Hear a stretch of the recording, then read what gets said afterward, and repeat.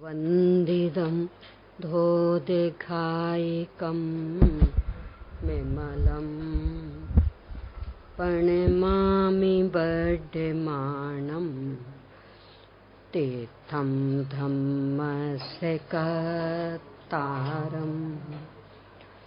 ॐ ह्रीं श्री अरहंत सिद्ध आचार्य उपाध्याय साधु पंच परमेष्ठिभ्यो नमो नमः। अपना जीवन सुख शांति में बनाने हेतु सुखमय जीवन की कला सीखने के लिए संपूर्ण जीनागम के सार रूप में 5 बिंदुओं पर अपन ने चर्चा प्रारंभ की थी। उनमें से प्रारंभिक 4 बिंदुओं पर अपनी चर्चा हुई। संयोगों की असारता, विभावों की विपरीतता, पर्यायों की पामरता और स्वभाव की सामर्थ्य। जीवन को सुख शांति में बनाने के लिए तो जानकारी पर्याप्त हो गई। इन सब का निर्णय कर ले तो नियम से संपूर्ण संयोगों की ओर से दृष्टि हट जाएगी। इसलिए सारी परिस्थितियां सहज स्वीकार होती जाएंगी। कोई सा भी वातावरण हो, कोई सा भी प्रसंग हो, को सहज स्वीकार हो जाएगा। और विभावों की विपरीतता का निर्णय होने से कैसे भी शुभाशुभ भाव होंगे तो भूमिका अनुसार ही, पर चूंकि वे मेरे स्वभाव से विपरीत हैं तो इसलिए वे भी होते हुए सहज स्वीकार होते जाएंगे। पर्यायों की पामरता का निर्णय होने से किसी भी पर्याय की चाह शेष नहीं रहेगी। कि चाहे संसार पर्याय हो और चाहे सिद्ध है, तो एक समय की अनादि अनंत काल के बीच में मात्र एक बार आनी है। आश्रय ले नहीं सकते, उसमें से अगली पर्याय प्रकट होने वाली नहीं है। वो परस्पर में अप्रवृत्त है, अपने समय में बंधी हुई गांठ की तरह सुनिश्चित। तो क्या उसकी ओर देखें? तो इसके बल पर पर्याय मात्र से दृष्टि हट जाती और स्वभाव की सामर्थ्य का भान होने से विश्व में भले ही कितने भी कैसे भी पदार्थ क्यों ना हो, परंतु किसी में भी ये ताकत नहीं है कि वो हमारे एक समय के दुख को भी मेट सके। और स्वयं हम में ये ताकत कि कोई सी भी अपनी पर्याय इस शाश्वत ध्रुव तत्व का अवलंबन ले तो दुख रह ही नहीं सकता। और वो मैं स्वयं हूं, अनादि अनंत हूं, स्वाधीन हूं। इसका निर्णय स्वभाव की सामर्थ्य का निर्णय पर्याप्त है विषय। पर अब एक नई समस्या खड़ी हो गई। साहब ये सब तो समझ में आ गया, करना भी चाहते हैं, जीवन को सुख शांति में बनाना चाहते, परंतु काम बहुत है ना, जिम्मेदारियां बहुत हैं, फुर्सत ही नहीं मिलती है ना। सुबह 4 बजे से उठ जाओ और रात को 12 बजे भी सो, और तो भी गोरख धंधा, 1 सेकंड की फुर्सत नहीं। तो जब इस गोरख धंधा से फुर्सत ही नहीं है तो कब हम आत्मा का आश्रय लेवें? वो स्थिति भाइयों की, सब मरने तक को तो चैन नहीं है। घोड़ों जैसे दौड़ना पड़ता है, हर काम दौड़ दौड़ के जल्दी जल्दी जल्दी जल्दी। तो कब लें आत्मा का आश्रय? ये आज की इस भागम भाग की दुनिया की सबसे बड़ी समस्या है। काम कुछ नहीं है अपने सिर पर और फुर्सत 1 सेकंड की नहीं है। ऐसे मजदूर ने काम कुछ भी नहीं पूछे तो बताते भी हैं कि अरे सब पहले के लोगों को तो कितना करना पड़ता था, आज तुम्हें कुछ भी नहीं करना पड़ता। ना 2-2 किलोमीटर दूर से पानी लाना पड़ता, ना वो चक्की चलानी पड़ती, ना वो सिलबट्टा से पीसना पड़ता, कुछ भी नहीं। कितना सारा काम है और फिर भी फुर्सत बिल्कुल नहीं है। वो स्थिति भाइयों की कि पहले बैलगाड़ी से जाना पड़ता था एक हाट से दूसरे हाट, कितनी कितनी परेशानी उठानी पड़ती थी, यहाँ से वहां माल लाओ फिर वहां ले जाओ।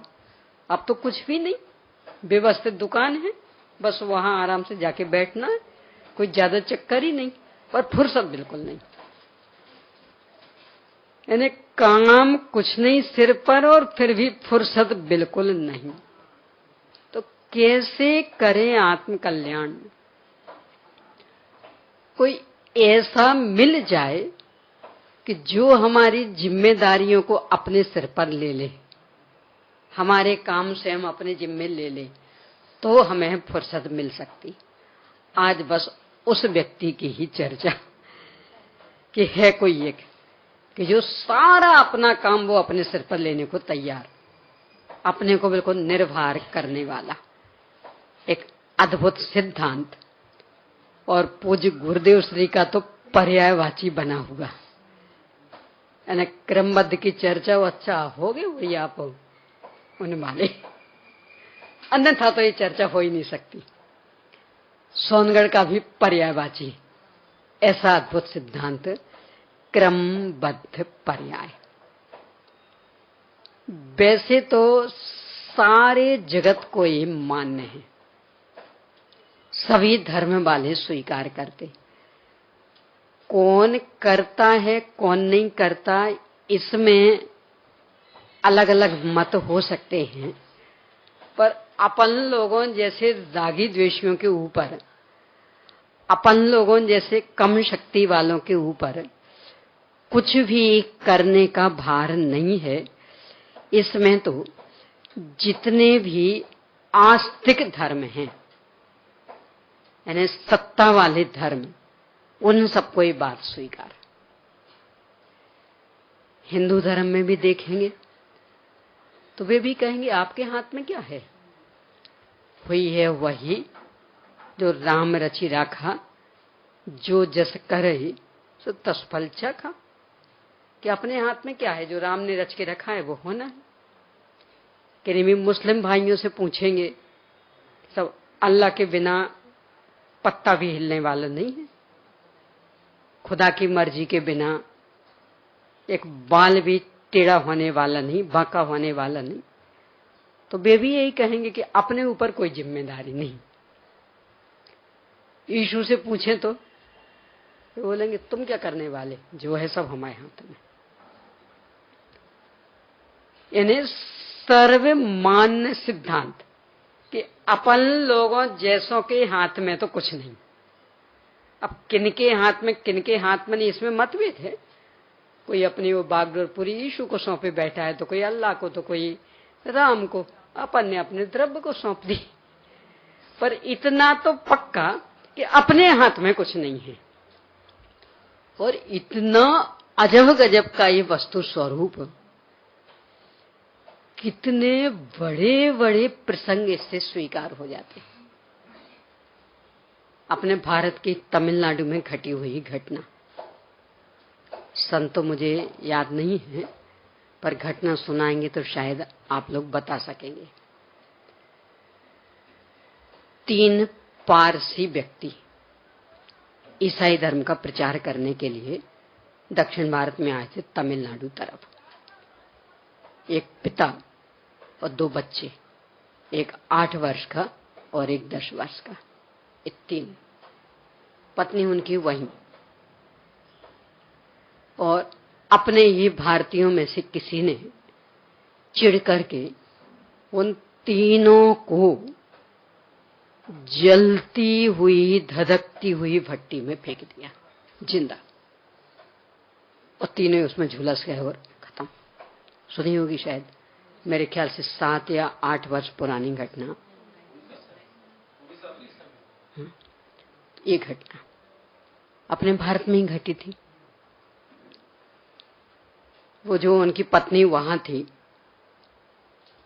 अपने यहां से दूतावास के माध्यम से समाचार भेजा, सब हुआ तो बहुत बड़ा अपराध है, हमारे पूरे देश पर कलंक लग गया, पर अब आप जो भी कहेंगे इन अपराधियों को वो दंड देंगे। जिनने जिंदा जला दिया उनको वो दंड देंगे। पता उस महिला ने क्या उत्तर दिया था? कुछ नहीं देना। इन्हें दोनों बच्चे छोटे छोटे 8 वर्ष और 10 वर्ष के और पति, कुछ नहीं देना दंड। क्यों? यीशु को यही स्वीकार था। यीशु को यही स्वीकार था, तब तो उनने वहां से यहां भेजा था ना, और एक घटना घटी। तो हम यीशु के विरोध में खड़े होने वाले होते कौन हैं? बोलो कितना बड़ा प्रसंग। इन्हें जिंदा जला दिया 8 वर्ष का बच्चा और 10 वर्ष का बच्चा और पति, और वो पत्नी कह रही, कोई दंड नहीं, हमें कोई शिकायत करने का भी अधिकार नहीं, क्योंकि यीशु को यही स्वीकार था। क्या प्रमाण स्वीकार के हो गया ना? इससे बड़ा और क्या प्रमाण चाहिए? बोलो। यानी अपने हाथ में कुछ नहीं है, इसकी स्वीकृति कितना संतुलित बना देती है अपनी बुद्धि को। इतना बड़ा प्रसंग भी नहीं, किसी से हमें कोई शिकायत नहीं, और यीशु के विरोध में खड़े होने की हमारी हिम्मत नहीं। हम उनके भक्त, तो उनको जो स्वीकार हुआ है, हम कैसे शिकायत करें? कुछ नहीं। यानी सवाल ये नहीं है कि कौन करेगा कौन नहीं, पर इसमें तो सब एक मत है ना कि हमारे हाथ में कुछ नहीं।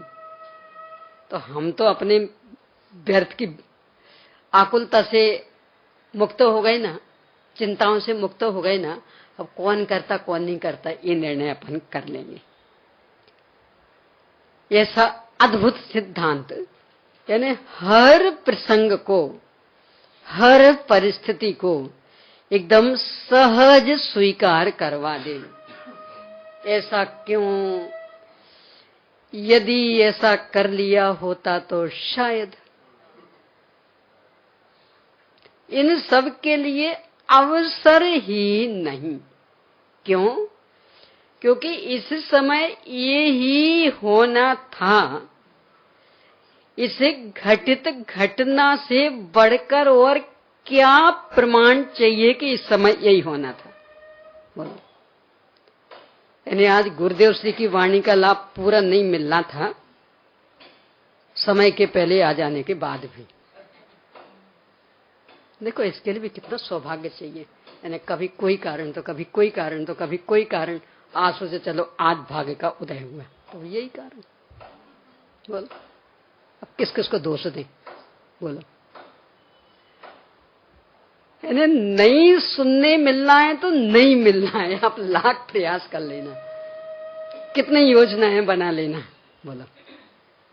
यानी एक एक घटना पे विचार करें तो लगेगा वास्तव में क्या है अपने हाथ में, किसको लेकर के चित्त आंदोलित करें। और वो घटना घटित तो हो गई, तो इससे बड़ा प्रमाण और क्या चाहिए कि इस समय यही होना था। यानी आज सुनने को नहीं मिलनी थी, इस वाणी से नहीं मिलनी थी, और वो आधी अधूरी फिर अंत अंत की मिलनी थी, मिली। बोलो, तो अब किसको दोष दे? नहीं, सब आप लोग समय पर लेकर नहीं आते, क्या आप लोगों ने समय पर चालू नहीं की? बोलो, अब तो सब कुछ व्यवस्था हो गई थी ना। फिर जिनको पता नहीं, उन्हें तो कुछ समझ में नहीं आ रहा होगा क्या कह रही हैं। जो थे उनको पता है। उसको चालू करने के लिए कितनी मेहनत करनी पड़ी, और फिर भी 15-20 मिनट तो ऐसे ही निकल गए, अंत के 10 मिनट। तो यदि ये सुव्यवस्थित व्यवस्था अपने को ख्याल में रहे तो सहज स्वीकार किसको दोष दें? किसी ने कोई जानबूझ के किया था? कोई चाहता था कि इन सबको सुनने नहीं मिले? बोलो, सौंपने में भी किसी की भावना थी? फिर भी नहीं मिलनी तो नहीं मिलनी। यानी सबको सुनाने की भावना होने पर भी जो होना है होगा वही। सुनने को मिलनी होगी वाणी तो मिलेगी, और नहीं मिलनी होगी तो नहीं मिलेगी। आपकी चाह उसमें क्या मायने रखती।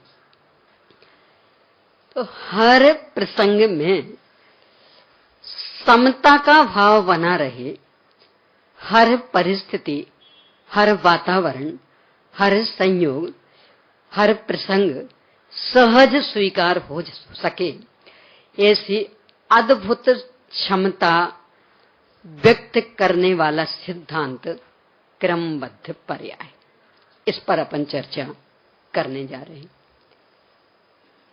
क्या है? प्रत्येक द्रव्य की पूर्ण सुनिश्चित अहेतुक सुव्यवस्थित क्रम नियमित परिणमन व्यवस्था को क्रमबद्ध पर्याय कहते हैं। पूरी समग्र परिभाषा ये।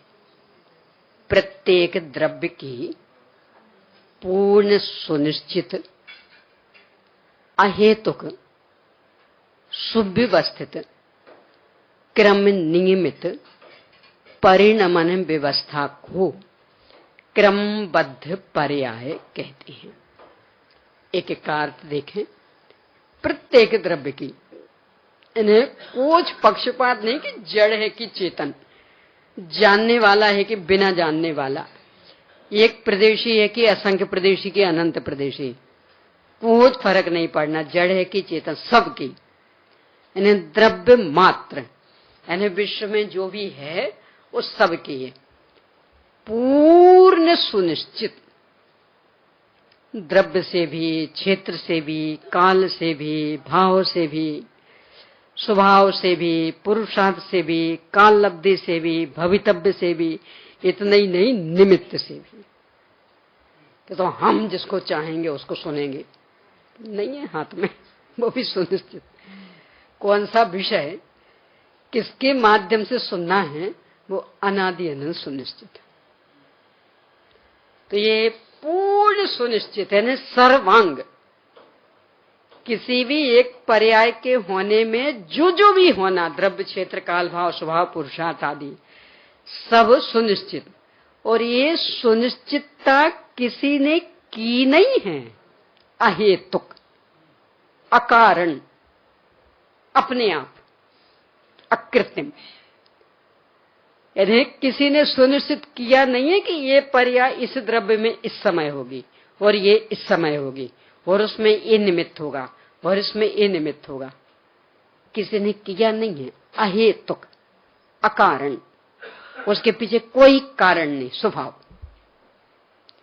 कि साहब भगवान महावीर स्वामी के जीव को सम्यक तो प्राप्त करने में स्वयं के बाबा, सगे बाबा और तीर्थंकर भी, इसी युग के प्रथम तीर्थंकर, और बेनिमित्त नहीं बनेंगे। और वे चारण रिधिधारी दो मुंडाज जो इनके कुल के नहीं, प्रथम तीर्थंकर नहीं, बेनिमित्त बनेंगे। बोलो, यदि देखें योग्यता की ओर से तो आदिनाथ भगवान में ज्यादा योग्यता थी कि उन चारण रिधिधारी मुनिराजों में। समझाने की ओर से भी देखें तो वेद ज्यादा अच्छे से समझाते होंगे कि ये भाई कहां तीर्थंकर दिव्य ध्वनि, उनका तो कहने क्या सर्वज्ञ, वही तो छदमस्त, भले चारण रिधिधारी, पर सर्वज्ञ के सामने क्या है योग्यता। और फिर भी बेनिमित्त नहीं बनेंगे, ये निमित्त बनेंगे। क्यों? अकारण, अहेतुक। क्यों का प्रश्न खड़ा करने के लिए अवसर नहीं। यानी हम चेतन क्यों, कि था वो ब्रह्मा जी सृष्टि बना रहे थे तो सबको ज्ञान भी बांट रहे थे, तो हम भी पहुंच गए थे, तो हमें भी ज्ञान मिल गया, तो हम चेतन। और बेचारा ये रह गया, ये नहीं पहुंच पाया, तो ये अचेतन। ऐसा कुछ कारण है? कि हमने कोई खूब पहले पुरुषार्थ किया होगा, ब्रहशील संयम का, स्वयं स्वभाव की आराधना का, तो इसलिए चेतन, और ये पुरुषार्थ नहीं कर पाए बेचारे, तो ये अचेतन। एक जीव भव्य है, एक अभव्य। क्यों? क्यों? उसने खूब पुरुषार्थ किया होगा तो इसलिए भव्य हो गया, और उसने खूब विराधना की होगी इसलिए अभव्य। अभव्यता का कोई कारण है अहेतुक स्वभाव? यानी जो भी ये अनादि अनंत सुनिश्चितता है उसके पीछे कोई कारण नहीं। यानी हम कह सकेंगे बस इसलिए इस समय ये काम हुआ, इस कारण से इसकी निमित्तता में काम हुआ, कि नहीं, अहेतुक। वो द्रव्य क्षेत्र काल भाव की सुनिश्चितता भी अहेतुक, स्वभाव पुरुषार्थ आदि की सुनिश्चितता भी अहेतुक, और सुव्यवस्थित, हिलने के लिए भी अवसर ना रहे इतनी व्यवस्थित व्यवस्था, ऑटोमेटिक, प्राकृतिक, किसी ने की नहीं है, अपने आप ही पूर्ण सुव्यवस्थित। ये जो हाईवे होते ना, वहां जाके झाड़ू कौन लगाता? तो कैसे साफ सुथरी बनी रहती। यानी अपने शहर के अंदर की सड़कें हैं और दिन में 3-3 बार झाड़ती, और तो भी गंदगी गंदगी गंदगी। अपन अपना घर 3-3 बार साफ करें तो भी गंदा गंदा गंदा। और हाईवे को कौन साफ करता है? और फिर भी कितने साफ सुथरे चमकते हुए।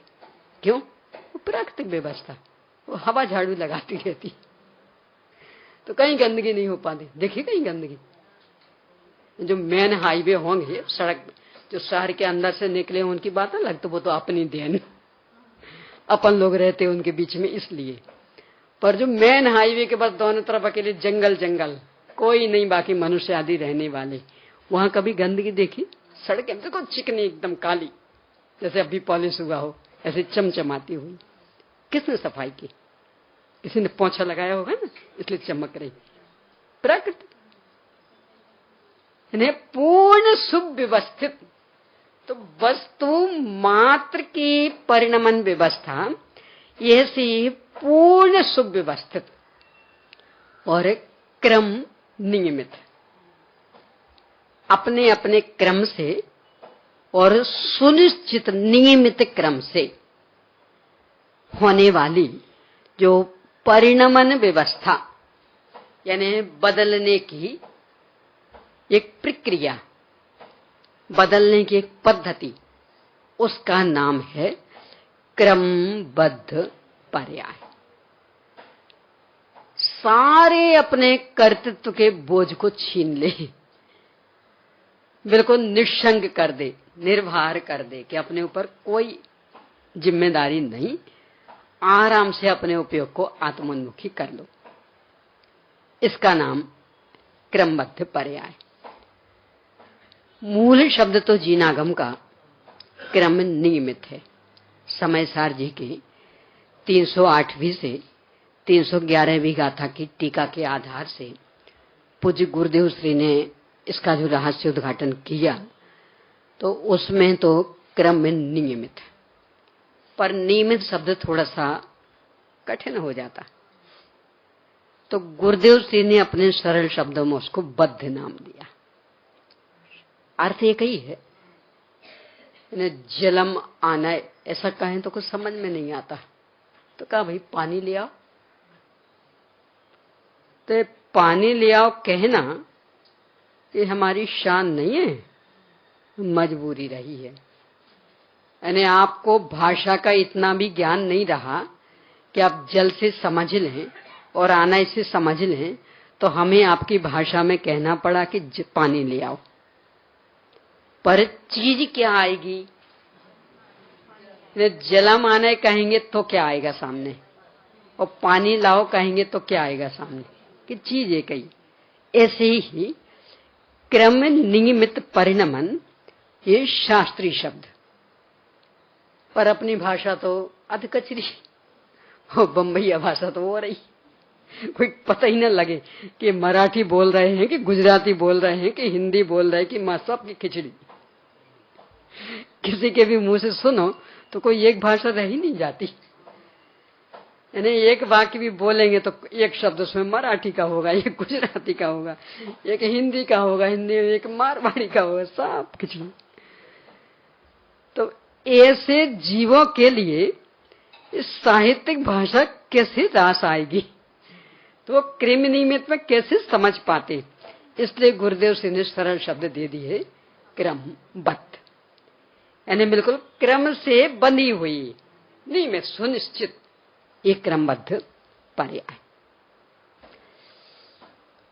क्या बताती है, हमारे किस रोग की दवा है, जिनागम में कहां कहां आई है और इसको समझने का क्या लाभ होगा, इससे पुरुषार्थ कुंठित कैसे नहीं होगा। इन सब बिंदुओं पर क्रमशः अपनी चर्चा कर लें। सबसे पहले तो पुरुषार्थ को ही ले लें, सामान्य सा, विस्तार से तो बाद में लेंगे, क्योंकि सबसे बड़ा प्रश्न बस ये उठेगा कि जब सब कुछ सुनिश्चित, तो फिर हमारे हाथ में क्या रहा। देखो, आज के जमाने में जहां की हर चीज हमें ऑटोमेटिक पसंद आती, यानी हिलना भी नहीं चाहते। वो घड़ी कौन सी खरीदेंगे, एक दिन चर्चा आई थी ना, वो चाबी वाली का मॉडल बहुत अच्छा है, बहुत ही अच्छा। अपन जिद भी कर रहे कि भाई इसमें यदि सेल वाली हो तो वो दे दो, बोल रहे इस मॉडल में निकली नहीं सेल वाली, मॉडल पे बहुत ही अधिक रीच है, पर सेल वाली नहीं है। अब वो कहे क्या फर्क पड़ना, कोई चाबी में कोई घंटों थोड़ी लगते हैं और कोई पहाड़ थोड़ी खोदना है, इतना सा बस करना है, कितनी सी मेहनत करनी। नहीं सर, वही ऑटोमेटिक ही दे दो, फिर सेल वाली दे दो। यानी इतना भी बर्दाश्त नहीं है करना। हर क्षेत्र में वॉशिंग मशीन कौन सी पसंद आती, फुल ऑटोमेटिक। बोरिंग मशीन में कौन सी पसंद आती, मैं स्मारक में जो लगी फुल ऑटोमेटिक। तो उसका पता क्या सिस्टम, यानी ऊपर टांकी में यदि एक गिलास पानी भी कम होगा तो वो चालू हो जाएगी और वो पूरी यानी पूरी भरी रहेगी। अब हम लोगों जैसों को डायरेक्ट लेना पड़ता, अब वो तो फुल, तो अब इंतजार करना पड़ता कि कोई बाथरूम वगैरह में जाए, नहाए धोए तो एक दो बाल्टी कम हो तो फिर हमें मिल पाए यहाँ। यानी इतना भी हिलना हमें स्वीकार नहीं है कि मशीन हमने चालू कर दी, अब वो भरी कि नहीं भरी हम देखें और जब भरने को तो बंद करें। कौन करे इतना कष्ट। और फुल ऑटोमेटिक, थोड़ी सी भी खाली हो तो अपने आप चालू हो जाए और बिल्कुल बराबर लेवल अपने आप बंद हो जाए। है ना, ऑटोमेटिक कितना अधिक अपने को पसंद। ये हर चीज में कंप्यूटर क्यों प्रवेश कर चुका, अपने को नहीं हिलना पड़े, इंटरनेट घर बैठे सब काम हो जाए। ये मोबाइल का आविष्कार कि तो हमारा तो पूरा धंधा इतने से के बल पे चलता, कोई हमें दुकानों पे थोड़ी बैठना पड़ता, इतने से के बल पे सारा धंधा हो जाता। तो आश्चर्य ये कि एक और तो ऑटोमेटिक सिस्टम इतनी अधिक पसंद आ रहे कि हर क्षेत्र में वही निकालने की सोच रहे, कारें भी अब हमें नहीं लॉक करना पड़े, बस वो रिमोट किया अपने आप ही लॉक, अपने आप दरवाजा खुल जाएगा, अपने आप बंद हो जाएगा, हमें उतना भी हिलने की आवश्यकता नहीं। तो जब ऑटोमेटिक सिस्टम पसंद है तो ये है ना अनादि अनंत ऑटोमेटिक सिस्टम, तो इसमें क्यों प्रश्न चिन्ह खड़ा कर लेते कि फिर अब हम क्या करेंगे। जब सब कुछ ही सुनिश्चित है, सब अपने आप हो रहा, तो हम क्या करेंगे। तो वहां क्यों नहीं सोचा कि जब वो कार अपने आप ही बंद हो जाएगी, अपने आप ही चालू हो जाएगी, तो हम क्या करेंगे। ये घड़ी अपने आप ही चलती रहेगी तो हम क्या करेंगे। वो वॉशिंग मशीन अपने आप ही काम करती रहेगी तो फिर हम क्या करेंगे। तो वहां तो बल्कि खुशी हुई थी, चलो अच्छा रहा, हमारी जिम्मेदारी खत्म। तो कृत्रिम रूप में ऑटोमेटिक व्यवस्था इतनी अधिक स्वीकृत, और ये अकृत्रिम ऑटोमेटिक व्यवस्था की चर्चा होती तो अहम प्रश्न खड़ा होता है, फिर हमारे हाथ में क्या, हम क्या करेंगे, हमारे हाथ तो बंद गए, अब जैसा होना होगा वैसा होगा। तो वहां वॉशिंग मशीन में क्यों नहीं सोचा था कि हमारे हाथ तो बंद गए, अब वो जो फिर रहा है, अब वो जैसा फिरना होगा फिरेगा अपने हिसाब से, यानी वो 15 मिनट लेगा तो 15 मिनट लेगा, और ड्राइव वाला 5 मिनट लेगा तो 5 मिनट लेगा। अब हम तो उसको 10 मिनट नहीं कर सकते।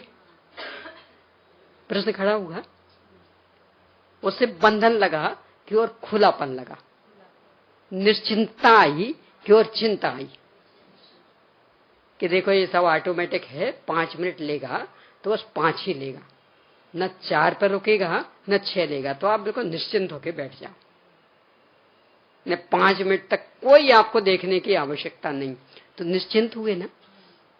तो यहां के ऊपर चिंताएं सताने लगती,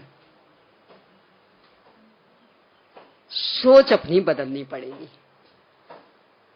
यानी जिनको करने से हम परेशान थे वो यदि सहज हो रहा है तो लोक में हम खुशी खुशी उससे स्वीकार कर लेते,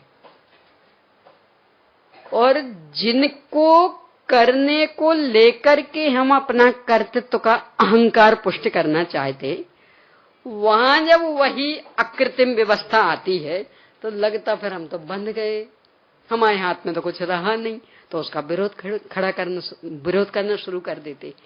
ये अपनी सोच ठीक नहीं है। यदि ऑटोमेटिक पसंद है तो हर जगह करिएगा, फिर पूजन हो रही तो वो भी ऑटोमेटिक, फिर अब उसमें कर्तापन का नहीं, क्यों? जब वॉशिंग मशीन ऑटोमेटिक चल सकती तो पूजन ऑटोमेटिक नहीं होगी, वो हमने की। अब वो घर गृहस्थी चल रही वो भी ऑटोमेटिक, वो दुकानदारी चल रही वो भी ऑटोमेटिक, क्यों? सभी ऑटोमेटिक है ना। हाँ, तो अपनी सोच थोड़ी व्यापक करनी पड़ेगी तो ये सिद्धांत स्वीकार होगा। यदि ये स्वीकार हो गया तो समझ लेना पूरा जीवन ही बदल जाएगा।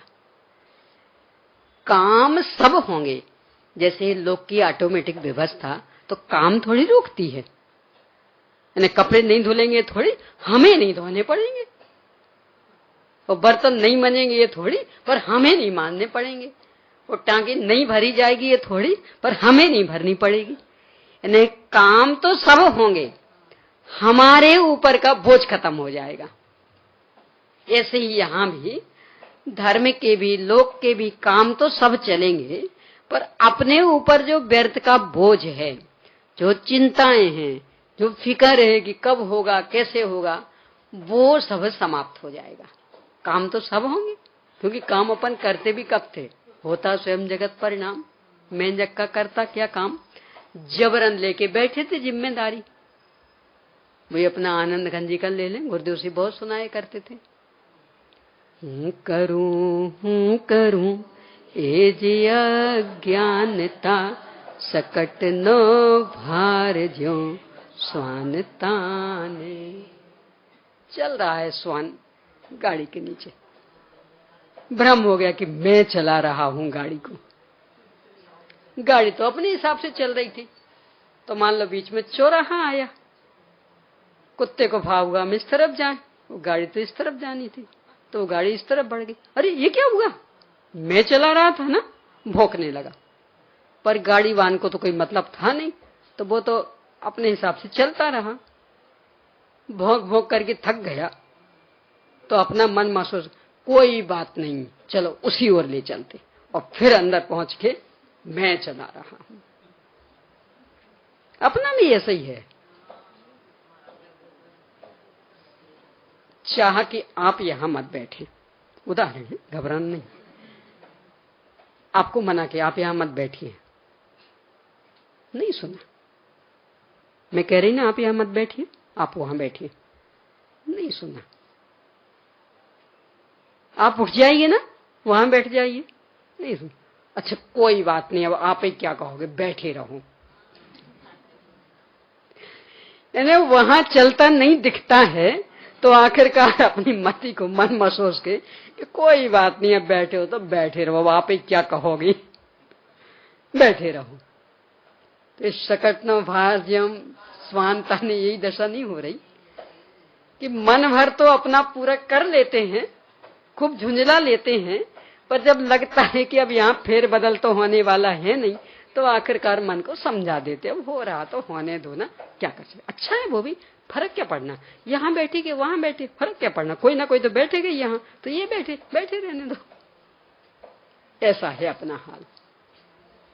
यानी करने का अहंकार छोड़ने की वृत्ति नहीं, चलता वहां कुछ है नहीं, तो पहले तो पूरी ताकत लगा देंगे चलाने में, और जब नहीं चलता हुआ दिखेगा तो फिर धीरे धीरे अपने मन को तैयार कर लेंगे, ठीक है अब यही होना है तो हो जाने दो, हमने सोचा कि यही बढ़िया। ईमानदारी से बताना, यही सोचा था? यदि सोचा था तो पहले क्यों भपक रहे थे? फिर 5 बार क्यों टोका टोकी की थी कि आप यहां मत बैठिए, आप यहां मत बैठिए? वो अंत में कहने लगे नहीं, हमने सोचा बैठे रहने दो, यही सोचा था। ये तो नहीं माने इसलिए मन को समझा लिया। तो ये जो अपनी मनोवृत्ति, इस पर विराम लग जाएगा, काम तो पूरा होगा, पर जो व्यर्थ की सोचा सोची, ऐसा करें तो ऐसा हो जाए, ऐसा करें तो ऐसा हो जाए, यदि इतनी सावधानी रखें तो शायद। मोक्षवान प्रकाशक के पहले अध्याय में साधु का सामान्य स्वरूप भी दिया, फिर अलग अलग भी दिया। तो सामान्य स्वरूप में 28 मूल गुण आदि का वर्णन, उसमें ही वर्णन करते करते एक वाक्य लिखा, वे अपने उपयोग को अधिक नहीं भरमाते, अपने उपयोग को अधिक नहीं भरमाते। अधिक नहीं भरमाते मतलब कि अपने जैसे सोचा सोची में नहीं पड़ते, जाएं कि नहीं जाएं, जाएं तो किससे जाएं, अपनी कार से जाएं कि रिक्शे से जाएं, कितने बजे जाएं, कहां से जाएं, यानी एक छोटे से काम के लिए कितनी माथापच्ची करते हैं अपन।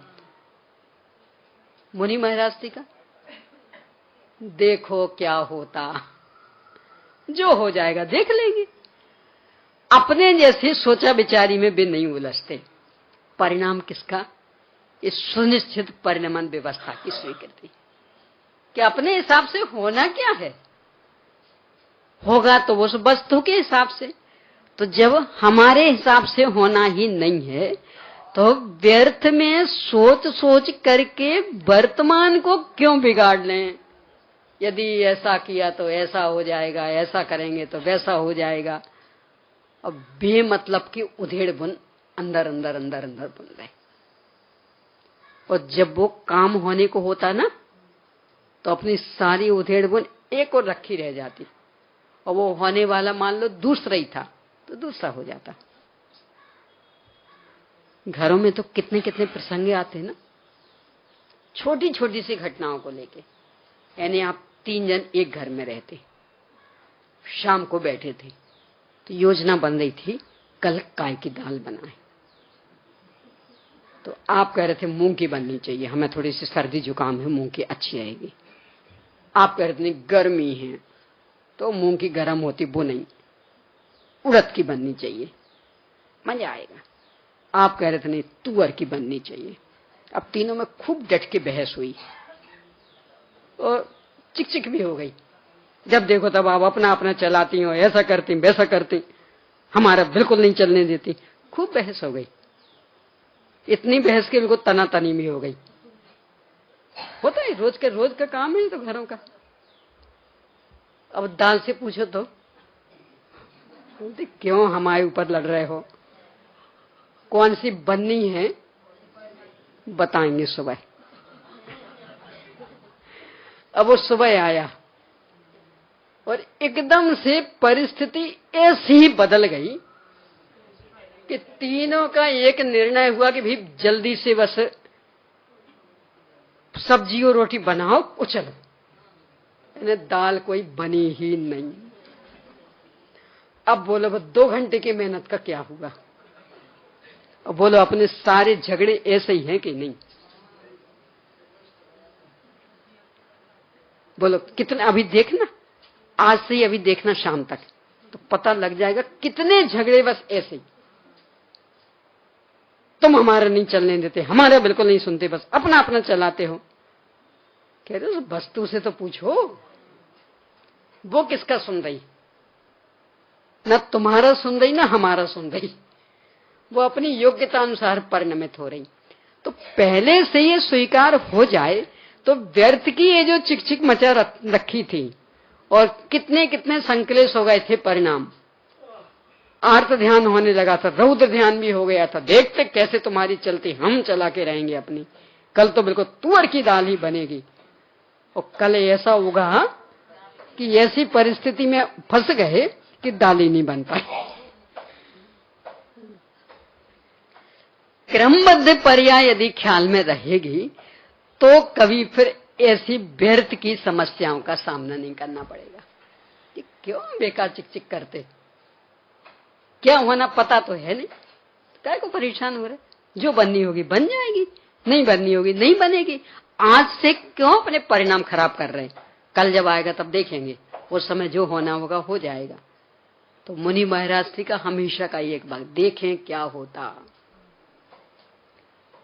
एक जीवन में कितनी सहजता का प्रतीक कि सब आज आहार को उठेंगे आप, देखिए क्या होता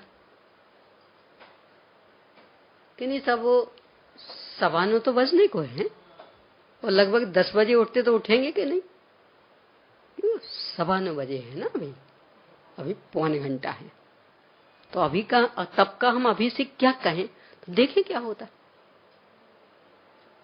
चलो बजते बजते बजते 9:55 हो गए कि सब अब कह दिया ना मैंने, देखिए क्या होता कि सब बस 5 मिनट तो रह गए।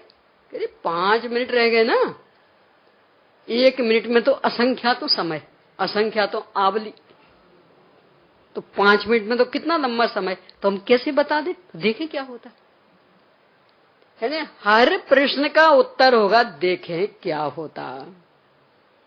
हम कुछ बोझ नहीं लेते, जो होगा साथ स्वीकार कर लेंगे।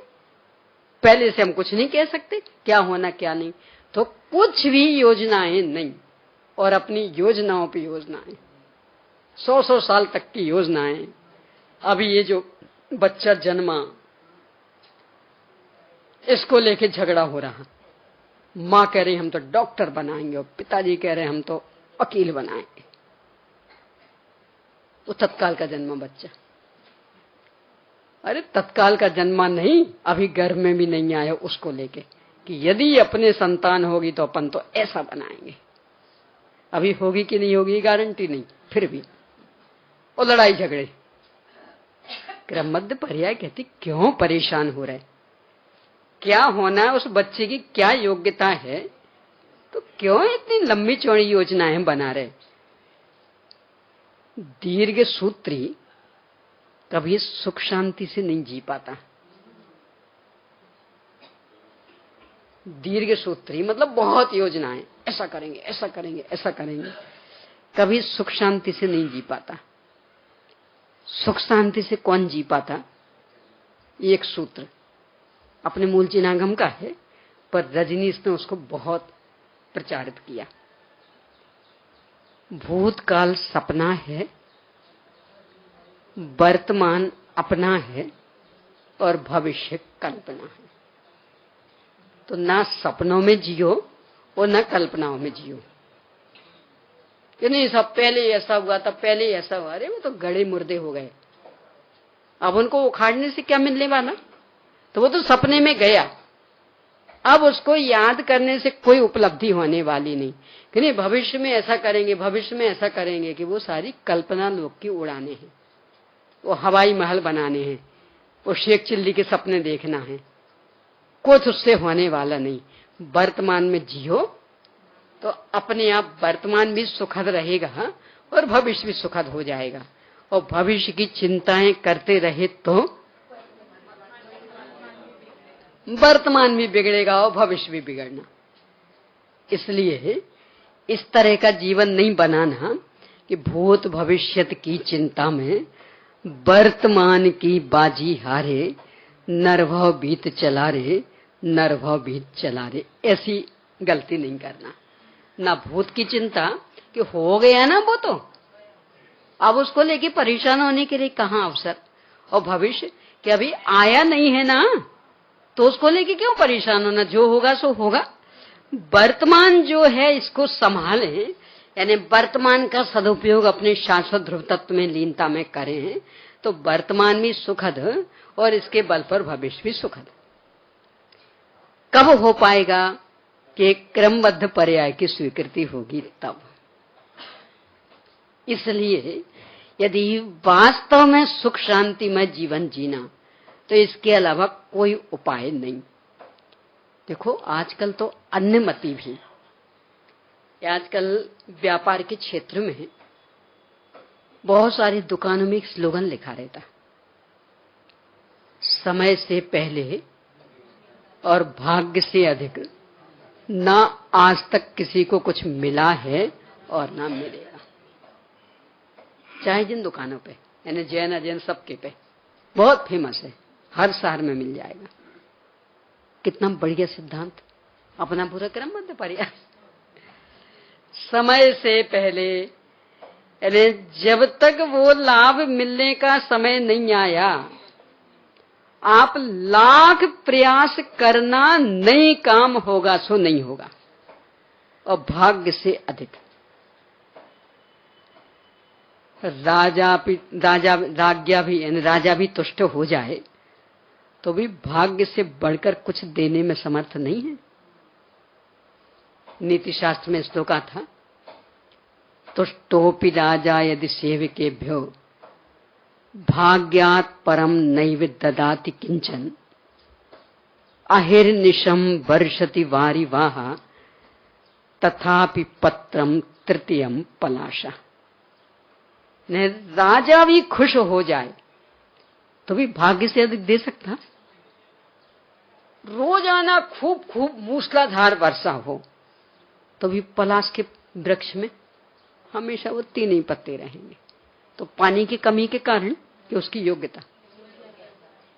तो ऐसे अपने को देने वाला कंजूस है इसलिए कि अपनी योग्यता कितनी क्षमता रहेगी।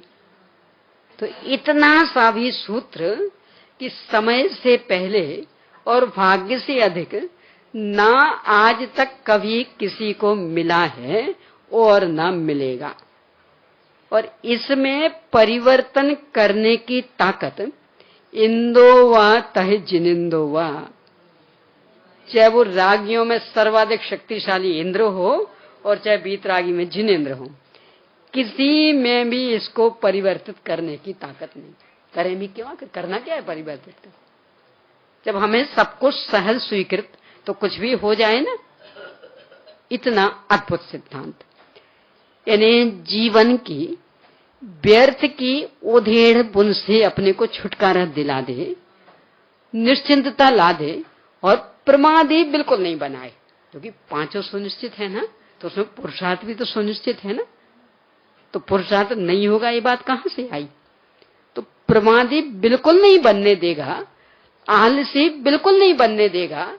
पर यदि इच्छानुसार कार्य हो गया तो कर्तृत्व के अहंकार के लिए कोई अवसर नहीं, क्यों वो तो होना था।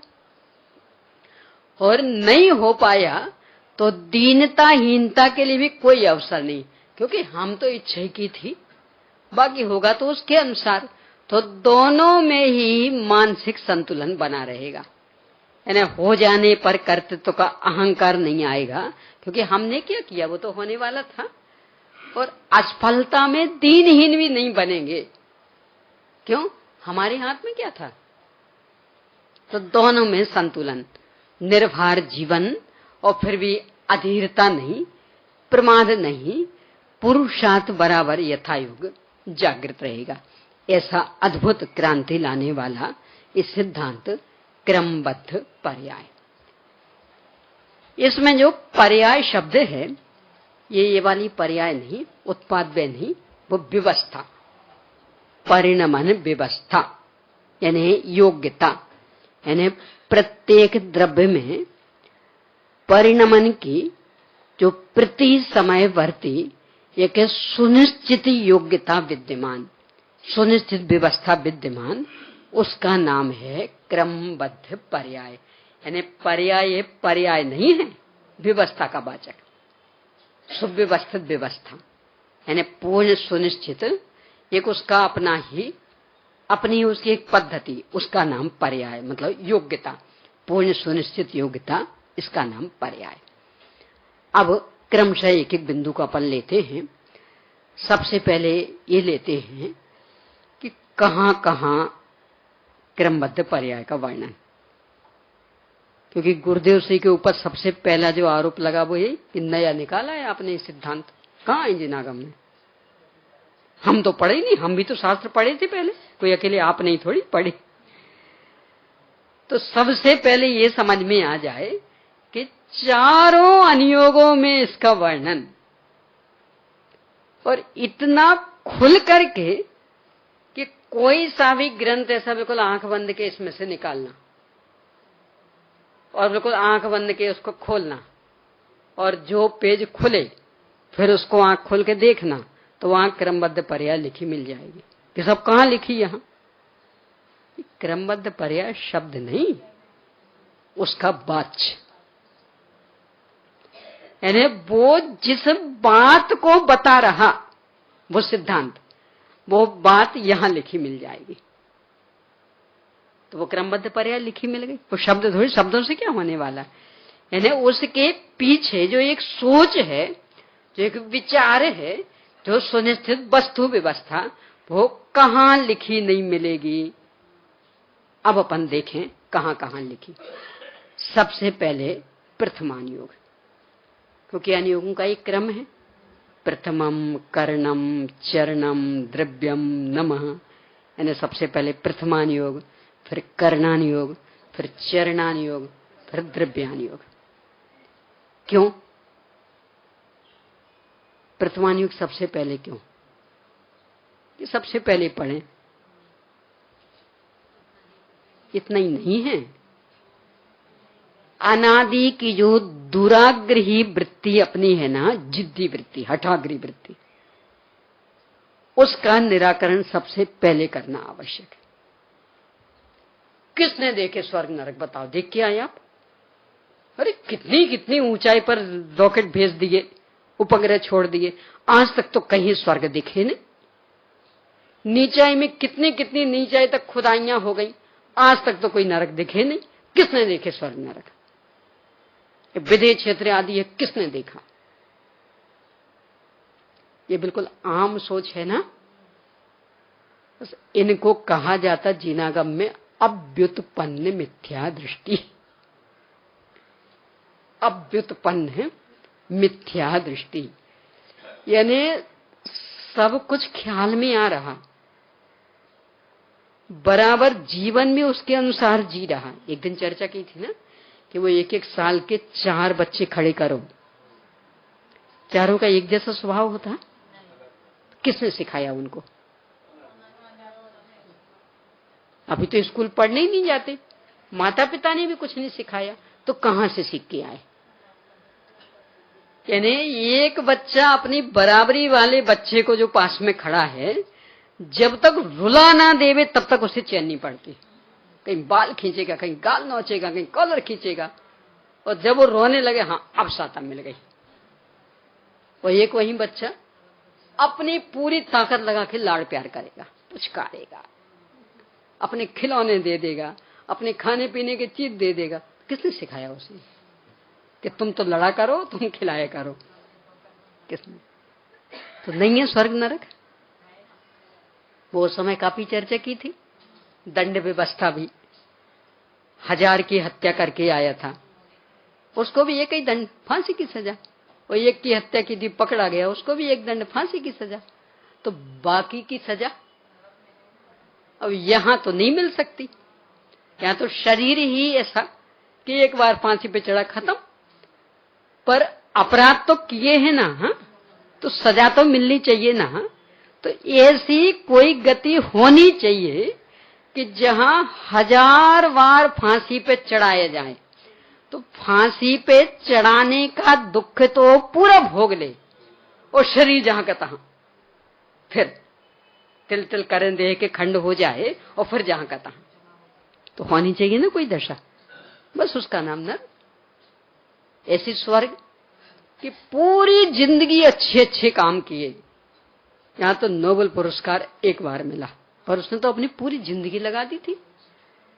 समाज ने भी सम्मानित एक बार किया, पद्मश्री पुरस्कार भी एक बार मिला, भारत रत्न का भी एक बार मिला, और उसने तो पूरी जिंदगी लगा दी। तो कोई होनी चाहिए ना गति कि यहां किसी को भी नहीं सताया, सबको खूब खूब अनुकूलताएं दी, तो कहीं ऐसा स्थान मिलना चाहिए कि जहां उसे सब ओर से अनुकूलताएं मिलेंगी, कोई बाहर का कष्ट नहीं होगा। होना चाहिए कि नहीं? बस उसका नाम स्वर्ग। और नरक मनुष्य त्रयंच तो स्पष्ट दिख ही रहे हैं। फिर भी जो स्वीकार नहीं करता, किसने देखे, उसका नाम है अव्युत्पन्न मिथ्या दृष्टि। तो सीधे सीधे बताते हैं तब तो वो स्वीकार नहीं करता, तो कहानी के माध्यम से बताते, देखो ये जो मारीची था ना, अथवा वो पहले का ले लें, ये जो पुरुरवा भील था ना, बस इतनी सी एक प्रतिज्ञा, सब पूरा मास तो मैं नहीं छोड़ सकता, पर चूंकि आज आप जैसों का सानिध्य मिला है तो मैं बेकार नहीं जाने दूंगा। आज तक मैंने कौवे का मांस नहीं खाया, वो छोड़े देता। और इतनी सी प्रतिज्ञा पर अटल रहा, इसका परिणाम निकला कि मर के स्वर्ग में देव हो गया। तो अभी हम ये नहीं बता रहे थे कि स्वर्ग नरक होते, पर ये जो था ना, ये मर के वहां गया।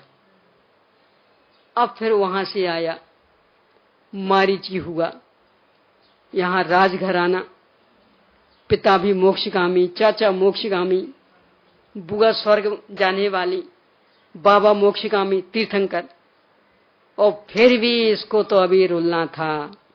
बैरागी बहुत था, बाबा के साथ दीक्षा लेके चला गया था। पिता शादियां करा रहे थे और बेटा दीक्षा लेके चला गया था। फिर भी तो फिर मर के स्वर्ग गया, और ऐसे कुछ चक्कर स्वर्ग मनुष्य स्वर्ग नरक के, और फिर मर के नरक में गया, और ऐसे ऐसे कष्ट भोगे, और इस तरह से वो मर के कहां कहां गया, कहां कहां गया। तो धीरे धीरे हमारे मन में बैठ जाएगा कि हाँ, कोई स्वर्ग नरक होते।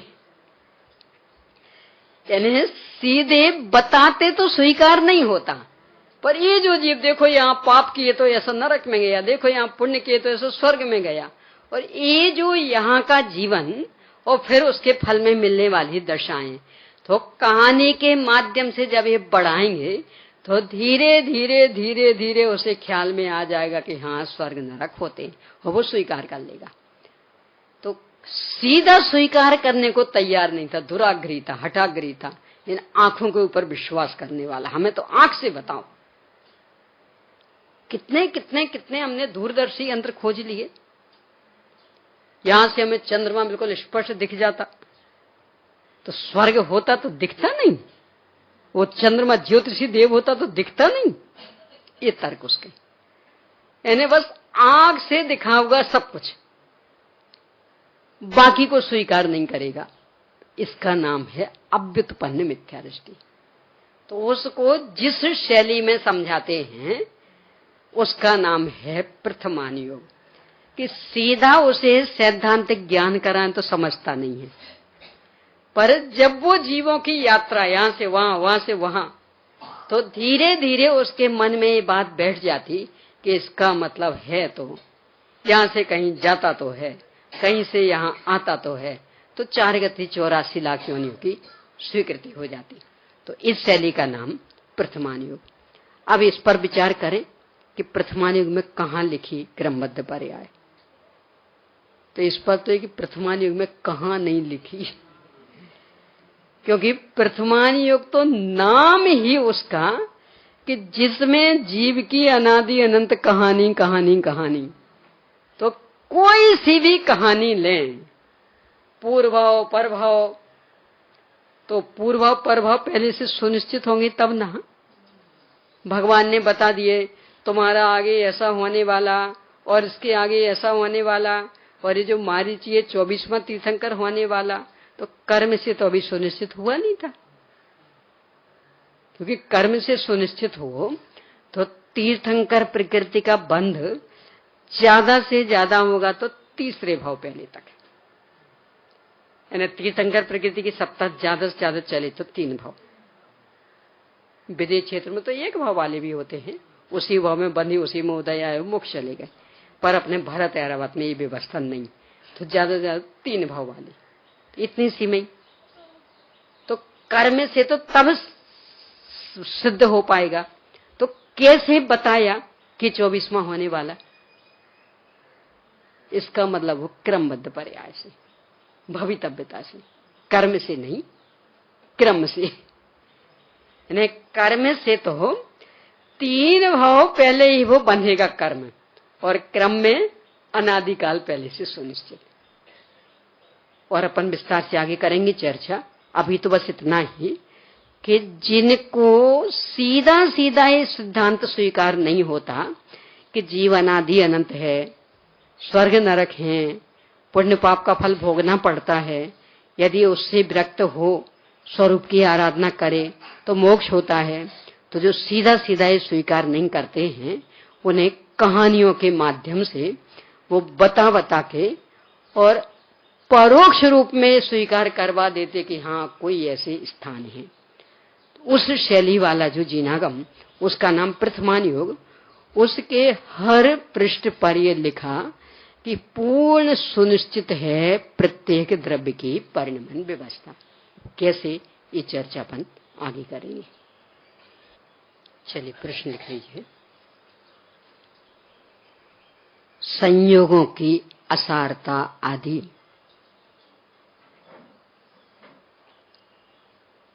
चार बिंदुओं से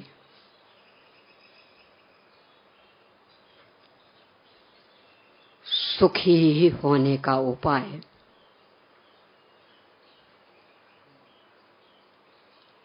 समझ में आ जाने के बाद भी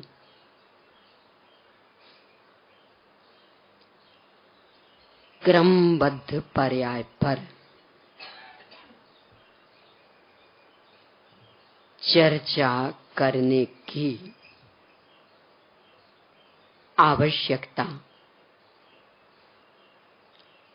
क्यों पड़ी? अगला, क्रमबद्ध पर्याय किसे कहते हैं? अगला, हम लोगों जैसे